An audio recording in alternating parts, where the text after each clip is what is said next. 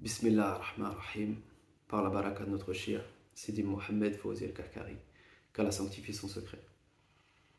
Dans cette vidéo, Inch'Allah, on va parler de la place que tient l'homme au sein de son univers. Quand on parle de l'homme, on parle évidemment du disciple dans la voie d'Allah. Pour introduire le sujet, on va commencer par une citation de notre shir, qui est présente en 4e de couverture des fondements de la voie Karkaria, qui nous dit: le vrai t'a choisi d'entre toutes ces créatures, et il ne s'adresse qu'à toi, ô homme. Il t'a inscrit par l'encre de l'esprit dans les feuillets de l'existence. Lis donc par le nom de ton Seigneur le livre de ton âme, et tu connaîtras le vrai dans toutes choses. Donc, qu'est-ce qu'on a compris de cette citation? Qu'est-ce qui nous est parvenu? C'est que l'homme, en réalité, tient une place centrale au sein de son univers. À partir du moment où tu as pris la lumière, tout ton univers s'est synchronisé pour te faire cheminer. Tes parents que tu côtoies quotidiennement, tes fréquentations, même les panneaux publicitaires que tu croises dans la rue, absolument tout dans la création, chaque détail s'agence pour te ramener à ton origine lumineuse. Comme un langage, finalement, par lequel Dieu s'adresse à toi pour t'amener à méditer et à revenir à lui. Du coup, cette citation, elle nous amène à, comme on l'a dit, comprendre que l'homme a une place centrale au sein de son existence. Et en même temps, quand on prend une autre citation de notre shir très bien connue, qui est Rabès ta nefs et élève autrui, on a l'impression qu'il y a comme un paradoxe entre ces deux citations. Donc ça veut dire quoi? En même temps, tu as une place centrale au sein de ton existence, et en même temps, tu dois te rabaisser.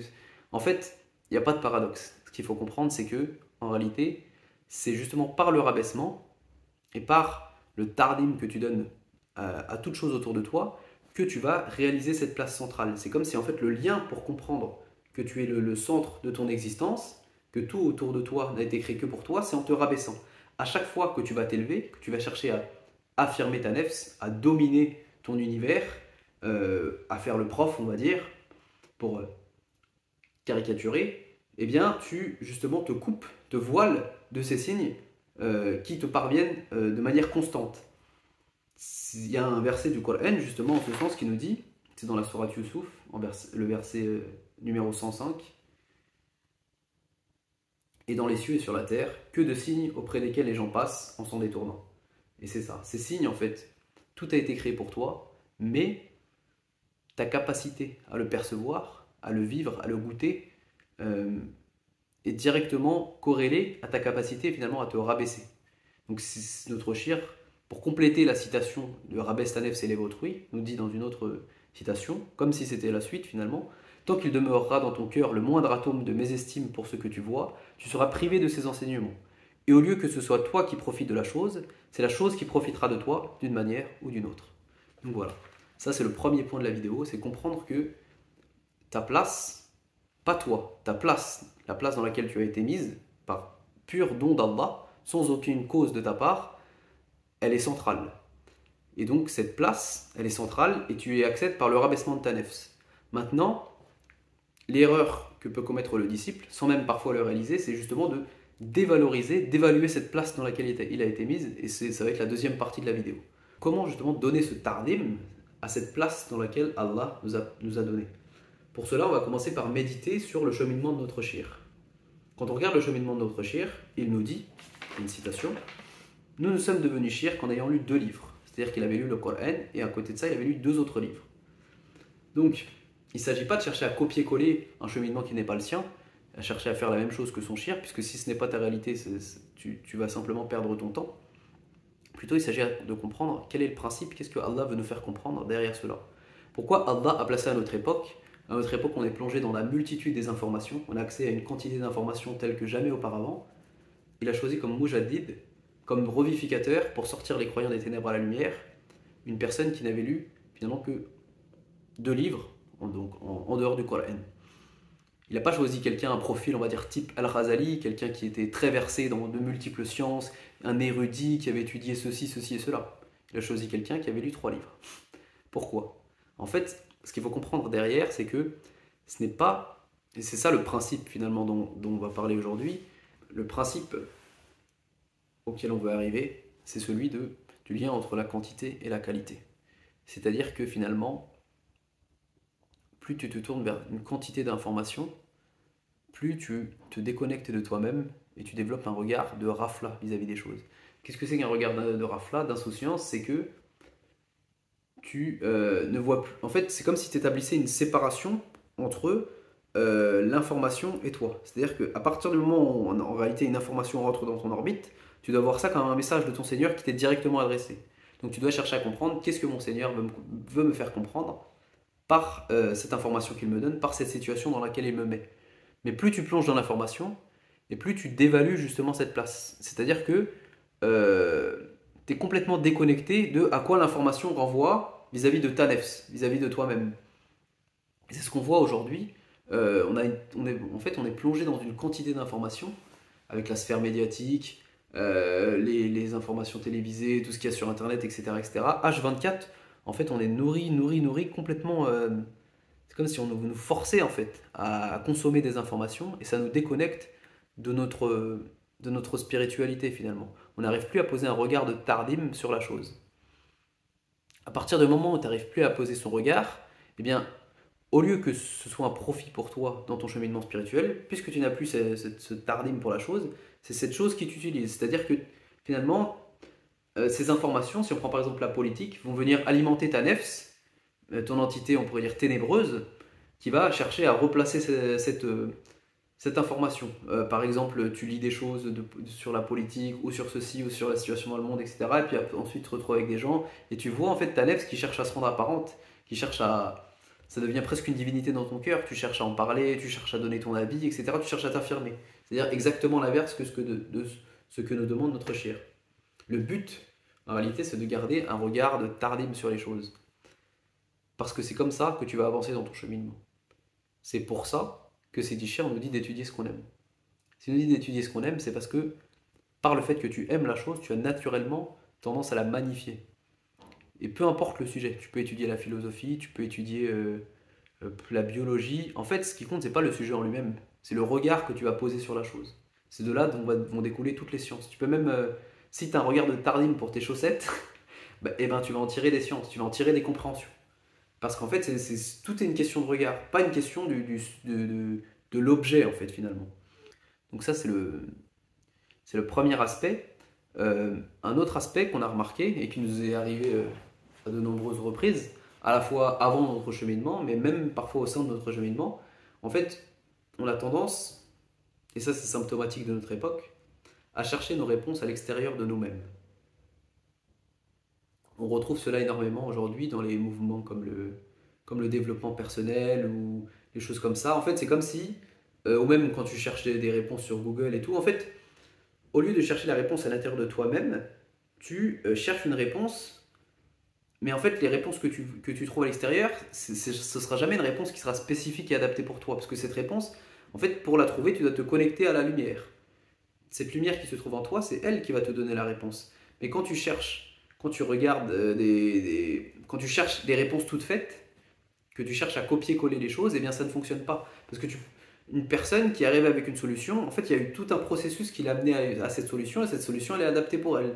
Mais elle n'est peut-être pas adaptée pour toi. Et en plus, tu ne peux pas copier-coller son processus. Donc c'est comme si tu veux prendre la finalité, mais sans prendre le cheminement. Et ça ne fonctionne pas. Donc du coup, tu peux lire, tu as énormément de livres, 7 conseils pour ceci, 20 astuces pour cela, machin, 4, je sais pas moi, 4 leçons pour changer ta vie. Aujourd'hui, genre, il y a full de ça, tu trouves ça partout, dans les FNAC, partout, etc., sur Internet. Mais en réalité, le cheminant, en faisant ça, il dévalue son lien avec cette lumière. Il dévalue son lien avec le prophète, alayhi salatu wassalam, qui est cette lumière. C'est-à-dire que le prophète, certes, n'est plus présent par nous dans son entité physique, mais son entité spirituelle, elle est là, et tu la contemples tous les jours. L'un des deux versets qu'on récite après chaque prière à la Zawiya, donc on récite le verset du trône, et après on récite un verset qui commence, c'est le verset 128 de la sourate Al-Tawbah, qui nous dit « Laqad akum rasoul min anfusikum » c'est-à-dire un messager est certes venu de votre propre nefs, de l'intérieur de vous-même. Et bien ce messager, justement, c'est cette lumière. Et toi, tu ne dois pas chercher tes réponses à l'extérieur, mais tu dois revenir à l'intérieur de toi-même. C'est-à-dire que la création ne doit jamais être une finalité pour toi, ça doit être un support de méditation. En ce sens, on va citer un verset, il nous dit En vérité, dans la création des cieux et de la terre, et dans l'alternance de la nuit et du jour, il y a certes des signes pour les doués d'intelligence qui, debout, assis, couchés sur leur côté, invoquent Allah et méditent sur la création des cieux et de la terre, disant « Seigneur, tu n'as pas créé cela en vain, gloire à toi, préserve-nous du châtiment du feu. » Eh bien c'est cela en fait qui est demandé aux disciples. C'est-à-dire que tout ce que tu vois dans la création ne renvoie en réalité qu'à ton intérieur. C'est-à-dire que c'est comme si c'était une juxtaposition. Et toi tu dois comprendre qu'est-ce qui est à l'extérieur, puisque le but c'est de rester dans sa tombe, qu'est-ce qui est à l'extérieur de toi renvoie à ce qui est à l'intérieur de toi. C'est pour ça qu'Allah nous dit dans un verset qu'on peut mettre en lien, nous leur montrerons nos signes dans l'univers et en eux-mêmes, jusqu'à ce qu'il leur devienne évident que c'est cela la vérité. C'est le verset Al-Fusilat, verset 53. Ce qui est demandé aux disciples, ce n'est pas de chercher à l'extérieur de lui-même, c'est de se servir de la création, mais de revenir au Coran, c'est-à-dire de revenir au dhikr. Et en combinant cela, il va méditer sur la création et des réponses vont lui venir qui seront précises et spécifiques pour lui, pour son cheminement, avec un timing qui est parfait en fait, subhanallah. Et c'est comme ça en fait qu'il va cheminer et qu'il va avancer.